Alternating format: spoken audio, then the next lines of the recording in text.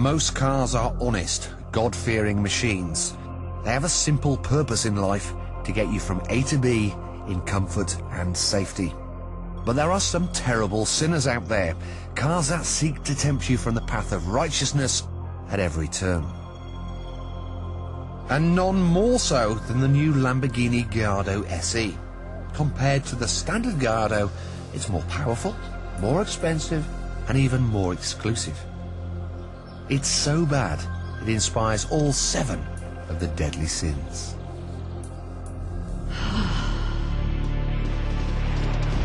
Not satisfied with a 5-litre V10 that already dwarfed their rivals, Lamborghini are now positively overdosing on BHP. Now this SE version of the Gallardo has been given another 20 horsepower over the standard model. So it now kicks out 520 horsepower, and it does feel a bit more eager, but I reckon that's to do with the fact that this limited edition has been given shorter gear ratios, so it accelerates faster. Nothing to do with the engine power, it's the gearbox that does it. Most supercars do great with rear-wheel drive, but Lamborghini have stuck doggedly to their prized 4-wheel drive system. But it's not necessarily something to be proud of. One of the things I've noticed is that when you turn the car into the corner, the car feels fabulous. Got good grip, good feedback. But once you're in the middle of the corner and then you start to apply a little bit of power to balance the car, it kind of feels a little bit nervous. It's only when you then start to squeeze the throttle on the exit does the car come back to you. So it's got this strange transition through the corner. Some of that is to do with the four-wheel drive system, but some of that is to do with the setup.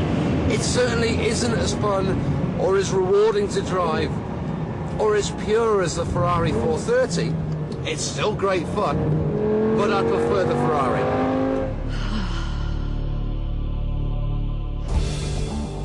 Will owning an SE make people jealous? Of course it will. The car costs £140,000, only 250 will be made, and I mean, look at it. It's absolutely gorgeous.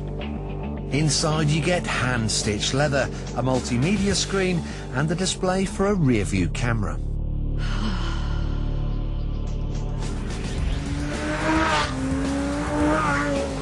At full pelt, the 10 cylinders ravish fuel at a rate of 9 miles per every gallon, with leftovers burning at the exhaust. It's a spectacular way of gorging on fuel.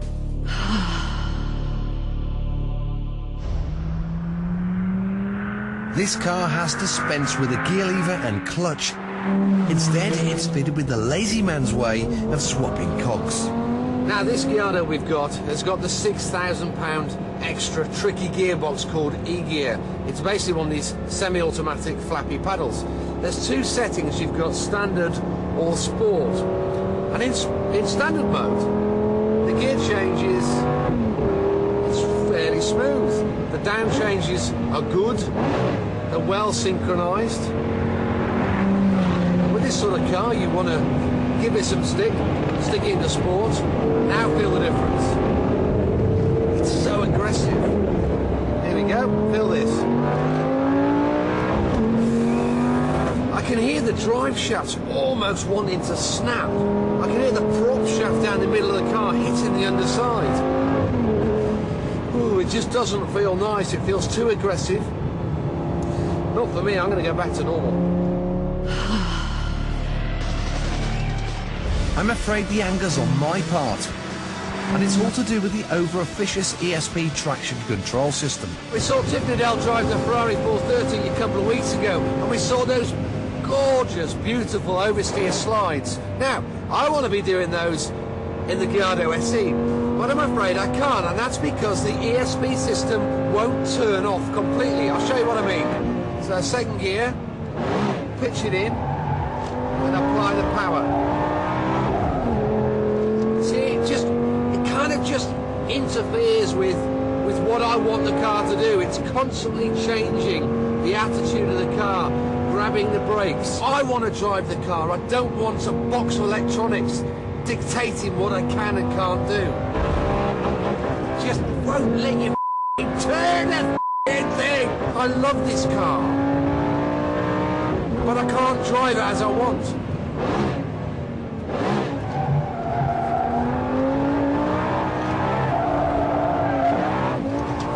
See what I mean? Just, God, it's annoying. It just, you know, I was set up nicely there, and then it keeps grabbing the brakes and...